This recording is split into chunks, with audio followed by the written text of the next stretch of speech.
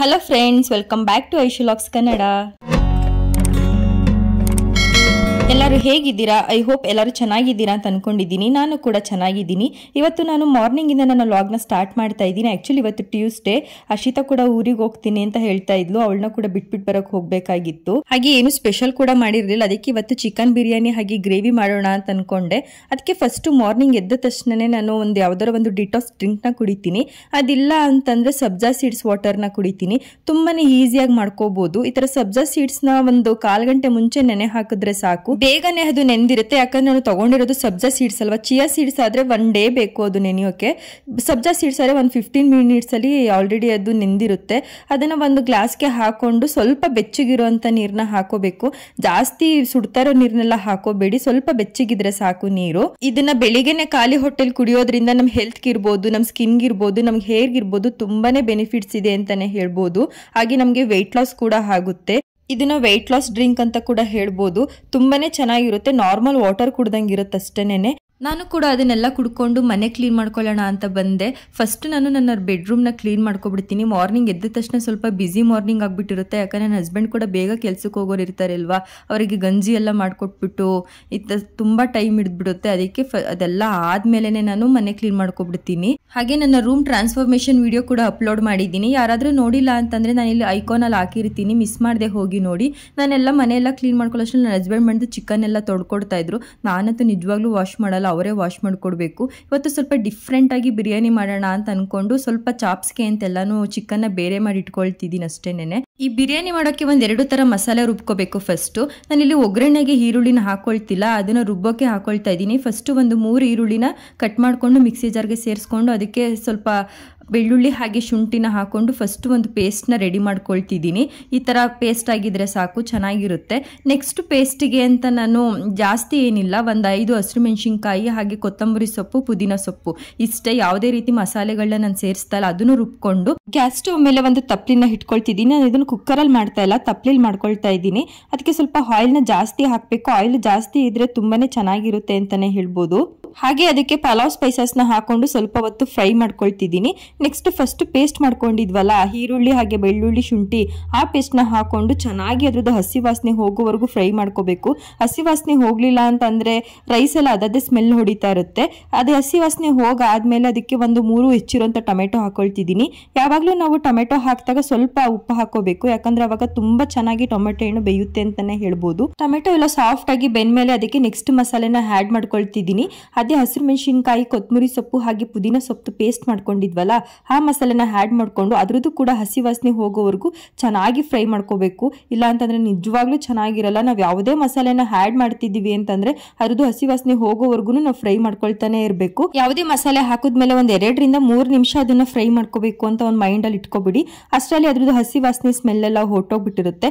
Next ಇದ್ರದ್ದು ಮಸಾಲೆದು ಹಸಿ ವಾಸನೆ ಸ್ಮೆಲ್ ಎಲ್ಲ ಹೋದ್ಮೇಲೆ ಅದಕ್ಕೆ ನಾನು ತೊಳೆದಿರುವಂತಹ ಚಿಕನ್ ನ ಹಾಕೊಂಡು ಅದ್ರ ಜೊತೆಗೆ ಮಿಕ್ಸ್ ಮಾಡ್ಕೊಳ್ತಿದ್ದೀನಿ. ಹಾಗೆ ಲಾಸ್ಟಿಗೆ ಅದ್ರ ಜೊತೆಗೆ ಒಂದು 3 ಸ್ಪೂನ್ ಆಗೋಷ್ಟು ಮೊಸರನ್ನ ಸೇರಿಸ್ಕೊಳ್ತಿದ್ದೀನಿ. ಹಾಗೆ ಒಂದು 1/4 ಟೀ ಸ್ಪೂನ್ ಅಷ್ಟು ಅರಿಶಿನ ಪೌಡರ್, ಹಾಗೆ ಒಂದು 2 ರಿಂದ 3 ಟೇಬಲ್ ಸ್ಪೂನ್ ಅಷ್ಟು ಬಿರಿಯಾನಿ ಮಸಾಲಾನ ಸೇರಿಸ್ಕೊಳ್ತಿದ್ದೀನಿ. ಇದಕ್ಕೆ ನಾನು ಗರಂ ಮಸಾಲ ಆಗ್ಲಿ ಚಿಕನ್ ಮಸಾಲ ಆಗ್ಲಿ ಯಾವುದನ್ನು ಹಾಕೊಳ್ತಿಲ್ಲ. ಹಾಗೆ 1 ಗ್ಲಾಸ್ ಅಕ್ಕಿಗೆ 2 ಗ್ಲಾಸ್ ನೀರ್, ಹಾಗೆ ನಾನು ಒಂದು 6 ಗ್ಲಾಸ್ ನೀರ್ನ ಆಡ್ ಮಾಡ್ಕೊಳ್ತಿದ್ದೀನಿ. ನಮ್ಮನೇಲಿ ಸ್ವಲ್ಪ ಮೆತ್ತಗಿರ್ಬೇಕು ಬಿರಿಯಾನಿ ರೈಸು. ತುಂಬಾ ಉದ್ರುದ್ರಾಗಿದ್ರೆ ಅವ್ರು ಯಾರು ತಿನ್ನಲ್ಲ. ಅದಕ್ಕೇನೆ ಸ್ವಲ್ಪ ಮೆತ್ತಗೆ ಮಾಡ್ಕೊಳಕ್ಕೆ ಅಂತ ಅಂದ್ಬಿಟ್ಟು 1 ಗ್ಲಾಸ್ ಎಕ್ಸ್ಟ್ರಾ ಹಾಕೊಂಡಿದ್ದೀನಿ ಅಷ್ಟೇನೆ. ಇದಕ್ಕೆ ಒಂದು ನಿಂಬೆ ಹಣ್ಣಿನ ರಸ ಹಾಗೆ ಟೊಮೆಟೊ ಬೇಯಲಿಕ್ಕೆ ಅಂತ ನಾವು ಮುಂಚೆನೆ ಉಪ್ಪು ಹಾಕಿದ್ವಿಲ್ಲ, ಅದಕ್ಕೆ ನೋಡ್ಕೊಂಡು ರುಚಿಗೆ ತಕ್ಕಷ್ಟು ಉಪ್ಪನ್ನ ಹಾಕೋಬೇಕು. ನೆಕ್ಸ್ಟ್ ಅದು ಕುದೀತಾ ಇರ್ಬೇಕಾದ್ರೆ ತೊಳೆದಿಟ್ಕೊಂಡಿರುವಂತಹ ಅಕ್ಕಿನ ಹಾಕೊಳ್ತಿದ್ದೀನಿ. ನಾನಿಲ್ಲಿ ಒಂದು 5 ಜನಕ್ಕೆ ಬಿರಿಯಾನಿನ ಮಾಡ್ಕೊಳ್ತಿರೋದ್ರಿಂದ ಒಂದು 3 ಗ್ಲಾಸ್ ಅಕ್ಕಿನ ಹಾಕೊಳ್ತಿದ್ದೀನಿ. ಇದೇ ಜಾಸ್ತಿ ಆಗ್ಬಿಡುತ್ತೆ ನಮ್ಮ ಮನೇಲಿ. ಇದನ್ನೇ ನಾವು 2 ಟೈಮ್ ಕೂಡ ತಿಂತೀವಿ. ಇದನ್ನ ನೀರ್ ಹಾಕೊಂಡು ಲಿಡ್ ಕ್ಲೋಸ್ ಮಾಡ್ಕೊಂಡು ನೀಟಾಗಿ ಅಕ್ಕಿನ ಬೇಯಿಸ್ಕೊಂಡ್ರೆ ಸಾಕು, ತುಂಬಾನೇ ಚೆನ್ನಾಗಿರುತ್ತೆ ಅಂತಾನೆ ಹೇಳ್ಬೋದು. ಲಾಸ್ಟ್ ಅಲ್ಲಿ ಒಂದು ಅರ್ಧ ಬೆಂದಿದೆ ಅಂತ ಅನ್ಸ್ದಾಗ ನಮಗೆ ಅದ್ರ ಮೇಲೆ ನೀಟಾಗಿ ಲಿಡ್ ನ ಕ್ಲೋಸ್ ಮಾಡ್ಬಿಟ್ಟು ಅದ್ರ ಮೇಲೆ ಸ್ವಲ್ಪ ವೆಯ್ಟ್ ನ ಇಡ್ತೀನಿ. ಸ್ವಲ್ಪ ದಮ್ ಕಟ್ತಂಗ್ ಆಗುತ್ತೆ ಅಂತ ಅಷ್ಟೇನೆ. ಇವಾಗ ನೋಡಿ ಎಷ್ಟು ಚೆನ್ನಾಗಿ ಬಂದಿದೆ ಅಂದ್ಬಿಟ್ಟು ಬಿರಿಯಾನಿ. ಇದಕ್ಕೆ ನಾನು ಯಾವುದೇ ರೀತಿ ಚಕ್ಕೆ, ಲವಂಗ ಪೌಡರ್ ಇದೆಲ್ಲ ಹಾಕಿಲ್ಲ, ಗರಂ ಮಸಾಲ, ಚಿಕನ್ ಮಸಾಲ ಯಾವುದೂ ಹಾಕಿಲ್ಲ. ತುಂಬಾ ಚೆನ್ನಾಗಿ ಬಂದಿತ್ತು. ಹಾಗೆ ಇದ್ರ ಜೊತೆಗೆ ಸ್ವಲ್ಪ ಸೈಡ್ಸ್ಗೆ ಅಂತ ಅಂದ್ಬಿಟ್ಟು ಚಿಕನ್ ರೋಸ್ಟ್ ನ ಮಾಡ್ಕೊಂಡಿದ್ದೆ. ನಮ್ಮನೇಲಿ ಮೊಸರು ಬಜ್ಜಿ ಅದನ್ನೆಲ್ಲ ಯಾರು ತಿನ್ನಲ್ಲ. ಈ ತರ ಚಿಕನ್ ಚಾಪ್ಸ್ ಅಥವಾ ಚಿಕನ್ ರೋಸ್ಟ್ ಇರಬೇಕು. ಇವಾಗ ನೋಡಿ ಎಷ್ಟು ಚೆನ್ನಾಗಿದೆ ಅಂತ ಅಂದ್ಬಿಟ್ಟು ನಾನು ಕೂಡ ಎಲ್ಲ ಟೇಸ್ಟ್ ಮಾಡ್ತಾ ಇದ್ದೆ. ಅವಳನ್ನು ಕೇಳ್ತಾ ಇದ್ದೆ ಚೆನ್ನಾಗಿದೆ ಅತ್ತೆ ಅಂತ ಹೇಳ್ತಾ ಇದ್ಲು. ತುಂಬಾನೇ ಚೆನ್ನಾಗಿತ್ತು ಅಂತಾನೆ ಹೇಳ್ಬೋದು. ನೀವು ಒಂದ್ಸಲ ಟ್ರೈ ಮಾಡಿ.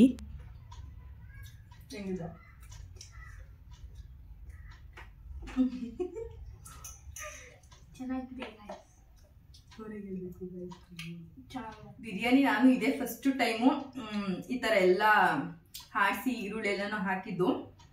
ಟೇಸ್ಟ್ ಅಂತೂ ಸಕ್ಕತ್ತಾಗಿದೆ ಅಂತಲೇ ಹೇಳ್ಬೋದು. ಚೆನ್ನಾಗಿದೆ. ನೀವು ಒಂದ್ಸಲ ಟ್ರೈ ಮಾಡಿದ್ರೆ ರೆಸಿಪಿ ನಾನು ಶೇರ್ ಮಾಡಿದ್ದೀನಿ ಅಲ್ವಾ, ಒಂದ್ಸಲ ಟ್ರೈ ಮಾಡಿ, ಚೆನ್ನಾಗಿದೆ. ತಿಂಡಿ ಎಲ್ಲ ಆದಮೇಲೆ ಕೊಡಕೆ ಹತ್ರ ಹೋದ್ವಿ. ಎಳ್ನೀರಿತ್ತು, ಎಳ್ನೀರು ಕುಡಿಯೋಣ ಅಂತಂದ್ಬಿಟ್ಟು. ಅದಕ್ಕೆ ನಮಗೆ ಚಚ್ಚಕ್ಕೆ ಚೆನ್ನಾಗಿರುವಂಥ ಟೂಲ್ಸ್ ಯಾವುದು ಸಿಗಲಿಲ್ಲ. ಕೊನೆಗೆ ಒಂದು ಫೈನಲಿ ಯಾವುದೋ ಒಂದು ಕುಡ್ಲು ಸಿಕ್ತು, ಅದರಲ್ಲಿ ಚಚ್ಚೋಣ ಅಂತಂದ್ಬಿಟ್ಟು ನೋಡಿದ್ವಿ. ಫೈನಲ್ ಅದು ಚಚ್ಬಿಟ್ಟು ಎಳ್ನೀರೆಲ್ಲ ಕುಡಿದ್ವಿ. ಕುಡ್ದಾದ್ಮೇಲೆ ಅದ್ರದ್ದು ಕಾಯಿ ಇರುತ್ತಲ್ಲ, ಅಂದರೆ ಗಂಜಿ ಇರುತ್ತಲ್ಲ, ಅದನ್ನು ಚಚ್ಚೋಣ ಅಂತ ನೋಡ್ತಾ ಇದ್ದೆ. ಬಟ್ ಅದು ಜಾಸ್ತಿ ಫೋರ್ಸ್ ಹಾಕೋದ್ನ ಏನೋ ಗೊತ್ತಿಲ್ಲ, ಕುಡ್ಲೆ ಮುರಿದೋಯ್ತು. ತುದಿ ಮುರಿದೋಯ್ತು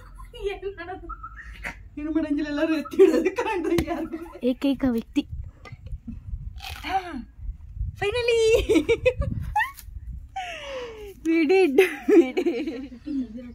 ಕುಡ್ಲು ಮುರಿದಾಕಿ ಇದನ್ನು ಕಷ್ಟಪಟ್ಟು ಭಾಗ ಮಾಡಿದೀವಿ. ಎಳ್ನೀರಿಗಿಂತ ಇದೇನೇ ಗಂಜಿ ಅಲ್ವಾ, ಗಂಜಿನೇ ಚೆನ್ನಾಗೈತೆ. ನಾವಿಬ್ರು ಎಳ್ನೀರಿಗಿಂತ ಬೊಂಬ್ಲು ಅಂತಾನೆ ಗಂಜಿ ಅಂತ ಅಂತಾರೆ, ಅದನ್ನೇ ಜಾಸ್ತಿ ಇಷ್ಟಪಟ್ಟು ಕುಡಿಯೋದು. ಸಾರಿ, ತಿನ್ನೋದು. ಎಳ್ನೀರೆಲ್ಲ ಕುಡ್ಕೊಂಡು ನೆಕ್ಸ್ಟ್ ಮನೆಗೆ ಬಂದ್ವಿ. ನನ್ನ ಹಸ್ಬೆಂಡ್ ಸ್ವಲ್ಪ ಬರೋದು ಲೇಟ್ ಆಗುತ್ತೆ ಅಂತಂದರು. ಅದಕ್ಕೆ ನೈಲ್ ಪಾಲಿಶ್ ಹಚ್ಕೊಡಿ ಅಂತಂದ್ಲು. ಅದಕ್ಕೆ ನೈಲ್ ಪಾಲಿಶ್ ಹಾಕೋಣ ಅಂತಂದ್ಬಿಟ್ಟು ಹಾಕ್ತಿದ್ದೆ. ನನಗೆ ಇವಳಿಗೆ ನೈಲ್ ಪಾಲಿಶ್ ಹಾಕ್ತಿದ್ರೆ ನಾನು PUಲಿದ್ದಾಗ ವಾರಕ್ಕೂ ಒಂದೊಂದು ಥರ ನೈಲ್ ಪಾಲಿಶ್ ಹಾಕೊಳ್ತಿದ್ದೆ. ಅವಾಗ ಒಂಥರ ಕ್ರೇಜ್ ಇತ್ತು ಅಂತಲೇ ಹೇಳ್ಬೋದು. ಇವಾಗ ಅದೆಲ್ಲ ಸ್ವಲ್ಪ ಕಮ್ಮಿ ಆಗಿಬಿಟ್ಟಿದೆ. ನಾನು ಡಿಗ್ರಿಲಿಂದನೇ ಕಂಪ್ಲೀಟಾಗಿ ಸ್ಟಾಪ್ ಮಾಡಿಬಿಟ್ಟೆ ನೈಲ್ ಪಾಲಿಶ್ ಎಲ್ಲ ಹಾಕೋದು. ಹಾಗೆ ಸ್ವಲ್ಪ ನೈಲ್ ಆರ್ಟ್ ಥರ ಅವಳಿಗೆಲ್ಲ ಡಿಸೈನ್ ಮಾಡಿದೆ. ಎಷ್ಟು ಚೆನ್ನಾಗಿ ಕಾಣಿಸ್ತಿದೆ ಅಲ್ವಾ. ಅವಳು ಕೂಡ ಸಖತ್ ಇಷ್ಟಪಟ್ಲು. ಆಮೇಲೆ ನಂದು ನೈಲ್ ಪಾಲಿಶ್ ಬಾಕ್ಸ್ ಕೂಡ ಸಖತ್ ಮೆಸ್ಸಿ ಆಗಿತ್ತು. ಅದಕ್ಕೆ ಎಲ್ಲನೂ ನಾನು ನೀಟಾಗಿ ಜೋಡಿಸ್ಕೊಡ್ತೀನಿ ಅತ್ತೆ ಅಂತಂದ್ಬಿಟ್ಟು ಎಲ್ಲನೂ ಜೋಡಿಸ್ತಾ ಇದ್ಲು. ನೀವು ಯಾಕೆ ಇಷ್ಟೊಂದು ನೈಲ್ ಪಾಲಿಶ್ ಇಟ್ಕೊಂಡಿದ್ದೀರಾ, ನೀವು ಒಂದೂ ಹಚ್ಕೊಳ್ಳೋದೇ ನೋಡಿಲ್ವಲ್ಲ ನಾನು ಅಂತಂತಿದ್ಲು. ಒಂಥರ ಖುಷಿ ಆಯ್ತಿತ್ತು ನನಗೆ, ಇಷ್ಟೊಂದೆಲ್ಲ ನಾನು ಇಟ್ಟಿದ್ದೀನಲ್ಲ ಅಂತಂದ್ಬಿಟ್ಟು. ಬಟ್ ಹಚ್ಕೊಳ್ದೇ ಇರೋದು ನೆನೆಸ್ಕೊಂಡು ಸಖತ್ ಬೇಜಾರಾಯಿತು ಅಂತಲೇ ಹೇಳ್ಬೋದು. ಫೈನಲಿ ಎಲ್ಲನೂ ಜೋಡಿಸ್ಕೊಟ್ಬಿಟ್ಟು ಅವಳೇ ಹೋಗಿ ಕಬೋರ್ಡ್ಗೆ ಇಟ್ಬಿಟ್ಟು ಬಂದ್ಲು. ಫೈನಲಿ ನನ್ನ ಹಸ್ಬೆಂಡ್ ಕೂಡ ಬಂದರು. ಮತ್ತೆ ಎಲ್ಲರೂ ರೆಡಿ ಆಗಿಬಿಟ್ಟು ಅವಳನ್ನ ಬಿಟ್ಟು ಬರೋಕ್ಕೆ ಅಂದ್ಬಿಟ್ಟು ಹೋಗ್ತಾ ಇದ್ವಿ. ಇಷ್ಟು ದಿನ ಜೊತೆಗಿದ್ಲು, ಚೆನ್ನಾಗಿತ್ತು. ಇವಾಗ ಹೋಗ್ತಿದ್ಕೆ ಒಂದು ಸ್ವಲ್ಪ ಬೇಜಾರಾಗ್ತಿತ್ತು ನನಗೂ.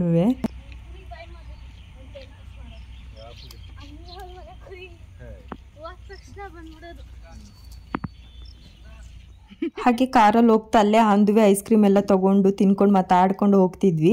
ಮನೆ ಕೂಡ ಹತ್ರನೇ, 1.25 ಗಂಟೆ ಜರ್ನಿ ಅಂತಲೇ ಹೇಳ್ಬೋದು ಅಷ್ಟೇನೆ. ಸ್ವಲ್ಪ ಬೇಗನೆ ರೀಚ್ ಆಗಬೇಕಾಗಿತ್ತು ಮನೆಗೆ. ಹಾಗೆ ಸ್ವಲ್ಪ ಬೇಗನೆ ರೀಚ್ ಆದ್ವಿ. ಅಲ್ಲಿ ಅದಕ್ಕೆ ಹಾಗೆ ಎಲ್ಲರೂ ಸ್ವಲ್ಪ ಮದುವೆಗೆ ಹೊರಡ್ತಾ ಇದ್ರು. ರಿಲೇಷನ್ದು ಯಾರ್ದೋ ಮದುವೆ ಇತ್ತು ಅಂತಂದ್ಬಿಟ್ಟು ಅದಕ್ಕೆ ಸ್ಯಾರಿ ಎಲ್ಲ ಪಿನ್ ಮಾಡಿಕೊಡು ಅಂತ ಹೇಳಿದ್ರು. ಸರಿ ಅಂತಂದ್ಬಿಟ್ಟು ಸ್ಯಾರಿ ಎಲ್ಲ ಪಿನ್ ಮಾಡ್ಕೊಳ್ತಿದ್ದೆ.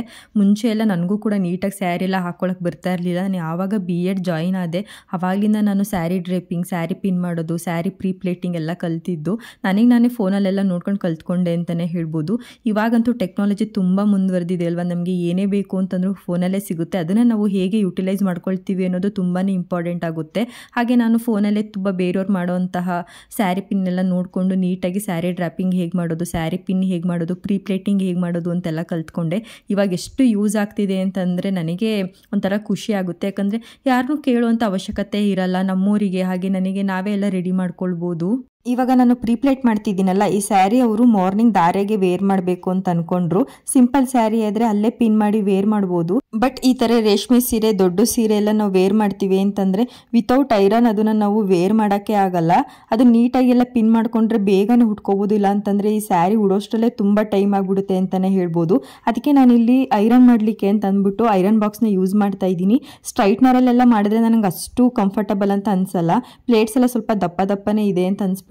ಅದಕ್ಕೆ ಈ ತರ ಐರನ್ ಬಾಕ್ಸ್ ಯೂಸ್ ಮಾಡ್ಕೊಂಡು ಇದು ಮಾಡ್ಕೊಂಡ್ರೆ ನೀಟಾಗಿ ಪ್ಲೇಟ್ಸ್ ಎಲ್ಲ ಕೂರುತ್ತೆ, ಯಾವುದೇ ರೀತಿ ಹರಡ್ಕೊಳ್ಳಲ್ಲ ಅಂತಾನೆ ಹೇಳ್ಬೋದು. ಅದಕ್ಕೆ ನಾನು ಈ ತರ ಐರನ್ ಬಾಕ್ಸ್ ಅಲ್ಲಿ ಮಾಡ್ಕೊಬಿಡ್ತೀನಿ. ಸ್ಯಾರಿ ಪ್ಲೇಟ್ ಮಾಡೋದನ್ನೆಲ್ಲ ಫುಲ್ಲು ವಿಡಿಯೋ ಮಾಡೋಕ್ಕಾಗಲಿಲ್ಲ, ಸ್ವಲ್ಪ ಮಾಡ್ಕೊಂಡೆ ಅಷ್ಟೇನೆ. ನಿಮ್ಗೆ ಏನಾರ ಬೇಕು ಅಂತಂದರೆ ಕಮೆಂಟ್ ಮಾಡಿ, ಹೇಗೆ ಪ್ಲೇಟ್ಸ್ನ ಮಾಡ್ಕೊಳ್ಳೋದು ಅಂತ ನಾನು ನಿಮಗೆ ತೋರಿಸ್ಕೊಡ್ತೀನಿ.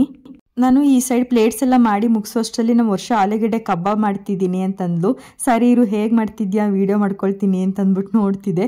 ಆಲ್ರೆಡಿ ಅವಳು ಅದನ್ನೆಲ್ಲನೂ ಎಣ್ಣೆಗೆ ಹಾಕ್ಬಿಟ್ಟಿದ್ಲು ಅಂತಲೇ ಹೇಳ್ಬೋದು. ಹಾಗೆ ನಮ್ಮ ಅತ್ತಿಗೆಗೆ ನೈಟ್ ಹೋಗೋಕ್ಕೆ ಅಂತಂದ್ಬಿಟ್ಟು ಸಿಂಪಲ್ ಸ್ಯಾರಿನ ಉಡ್ಸ್ಕೊಟ್ಟಿದ್ದೆ. ಲಾಸ್ಟಿಗೆ ಬರಬೇಕಾದ್ರೆ ಅದು ಪಾಪ್ಕಾರ್ನ್ ಜೋಳ ಇತ್ತು, ಅದನ್ನೆಲ್ಲ ತೊಗೊಂಡು ಅವರಿಗೆಲ್ಲ ಬಾಯಿ ಮಾಡಿಬಿಟ್ಟು ರಿಟರ್ನ್ ನಾವು ಮನೆಗೆ ಬಂದ್ವಿ. ನೆಕ್ಸ್ಟ್ ನಾನು ಲಾಗ್ನ ಕಂಟಿನ್ಯೂ ಮಾಡಲಿಲ್ಲ. ನಾನು ಲಾಗ್ನ ಇಲ್ಲಿಗೆ ಎಂಡ್ ಮಾಡ್ತಾ ಇದ್ದೀನಿ. ನನ್ನ ವೀಡಿಯೋಸ್ ನಿಮ್ಗೆ ಇಷ್ಟ ಆಗಿದೆ, ನನ್ನ ಚಾನಲ್ಗೆ ಸಬ್ಸ್ಕ್ರೈಬ್ ಮಾಡಿ ಅಂತ ಹೇಳ್ತಾ ನೆಕ್ಸ್ಟ್ ಲಾಗಲ್ಲಿ ಸಿಗ್ತೀನಿ. ಅಲ್ಲಿವರೆಗೂ ಟೇಕ್ ಕೇರ್, ಬಾಯ್ ಬಾಯ್.